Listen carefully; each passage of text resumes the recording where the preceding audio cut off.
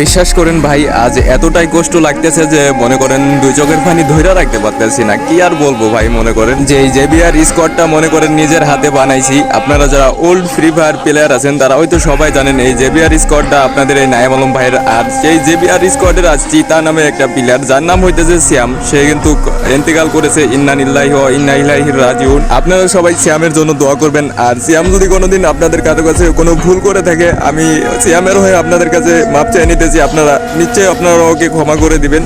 তো কিছুদিন আগে আমি আপনাদের মাঝে একটা পোস্ট করছিলাম যে টুর্নামেন্টে আবারও কামব্যাক করতে চলেছি, তবে এবারের কামব্যাকটা হবে আগের থেকে অনেকটা ভয়ঙ্কর রূপে, যা দেখে তোমরা সবাই অনেকটাই চমকে যাবা।